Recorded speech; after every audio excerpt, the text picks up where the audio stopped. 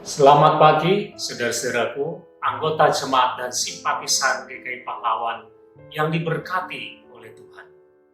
Saudara, kita punya Allah yang setia, dan kesetiaan Tuhan itu tidak pernah berubah, dahulu, sekarang, sampai selama-lamanya. Bersyukurlah, Allah kita adalah Allah yang setia.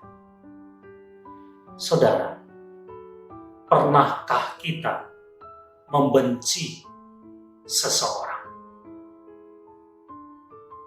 Mungkin pernah. Ketika ada seseorang telah menyakiti kita, telah melukai kita, telah melakukan hal-hal yang membuat kita marah, telah menyinggung kita dengan kata-kata atau dengan perbuatan yang tidak baik.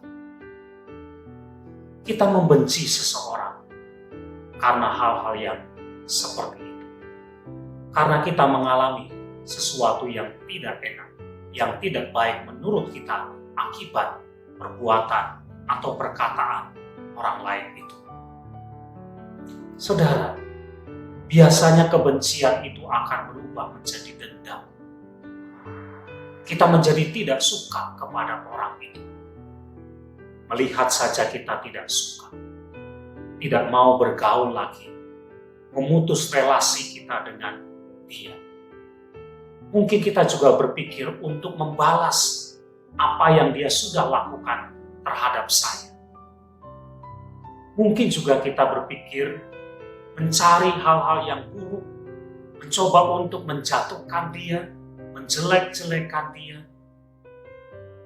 Saudara, biasanya kebencian itu akan tersimpan begitu lama.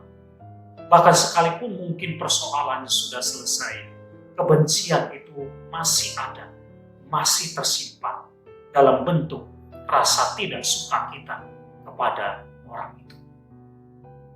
Saudara, tahukah bahwa kebencian itu adalah sampah? Kebencian itu adalah dosa. Benci itu tidak berkenan kepada Tuhan.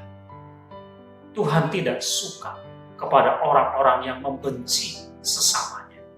Bahkan Tuhan memberikan peringatan yang sangat keras sekali. Firman Tuhan yang tertulis di dalam 1 Yohanes 3 ayat 15 mengatakan demikian. Setiap orang yang membenci saudaranya adalah seorang pembunuh. Dan kamu tahu bahwa tidak ada seorang pembunuh yang tetap memiliki hidup yang kekal di dalam dirinya. Orang yang membenci saudaranya sama dengan pembunuh. Tidak ada bedanya dengan pembunuh. Dan firman Tuhan mengingatkan seorang pembunuh, dia tidak punya hidup yang kekal.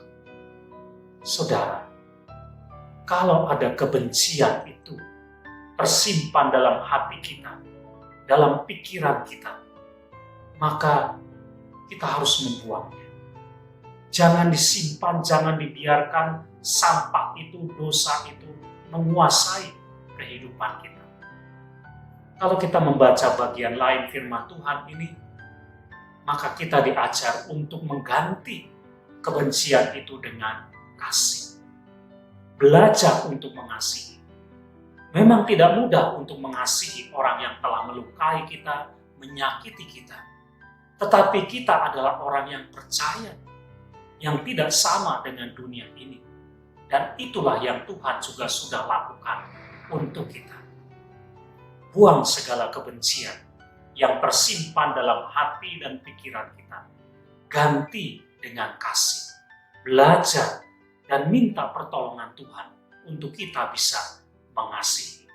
Supaya hal-hal yang baik itulah yang muncul, yang keluar, yang memancar dari hidup kita. Buang segala kebencian, ganti dengan kasih. Amin.